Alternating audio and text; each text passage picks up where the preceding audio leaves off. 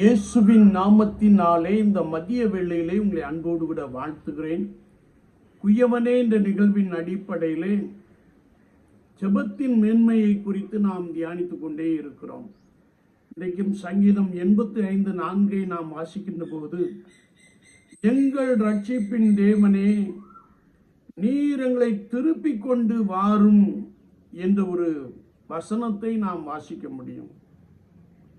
ஆண்டவரே, நீர் யாக்கோபின் சிறையிருப்பை திருப்பினீர், உமது ஜனத்தின் அக்கிரமங்கள் எல்லாவற்றையும் நீர் மன்னித்தீர், உமது ஜனத்தின் பாவங்களை நீர் சிலுவையிலே சிந்தின இரத்தத்தினாலே மூடி போட்டீர், இன்னும் எங்கள் மேல் கோபமாய் இருப்பீரோ என்று சொல்லி ஜனங்கள் தேவனை விட்டு விலகுகின்ற பொழுது சங்கீதக்காரன் ஆண்டவரை நோக்கி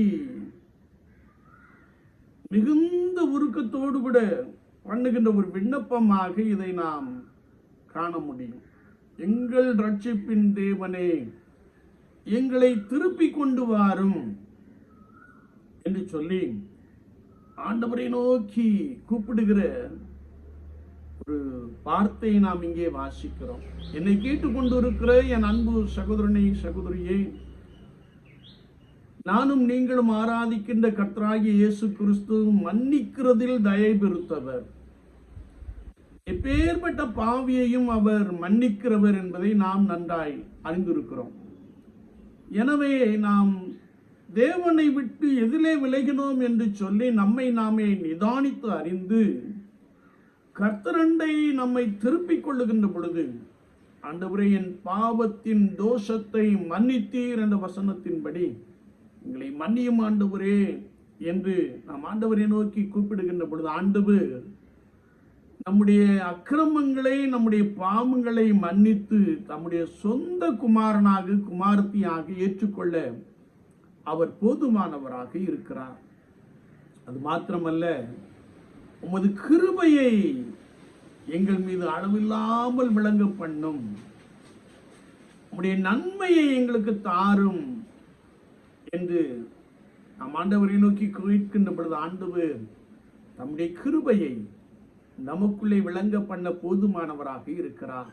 ஏனென்றால் மலைகள் விலகினாலும் பர்வதங்கள் நிலை பெயர்ந்தாலும் என் கிருபை உன்னை விட்டு விலகாது என்று சொன்ன கர்த்தர், என் சமாதானத்தின் உடன்படிக்கை உன்னோடு கூட இருக்கும் என்று சொன்ன ஆண்டவர் அதை நிலைநிறுத்த போதுமானவராக இருக்கிறார். எனக்கு அன்பான சகோதரனே சகோதரியே, நம்முடைய நிலைமையை நாம் உணர்வோம். நாம் பாவம் செய்தோம்,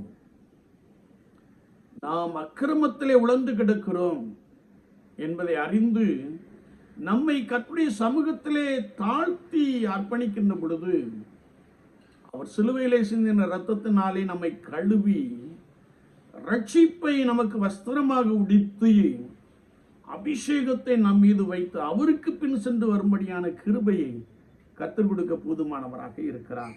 எனவே நாமும் கூட எங்கள் ரட்சிப்பின் தேவனே எங்களை திருப்பிக் கொண்டு வாரும் என்று சொல்லி ஆண்டவரை நோக்கி நாம் கதறி சொல்லுவோம்.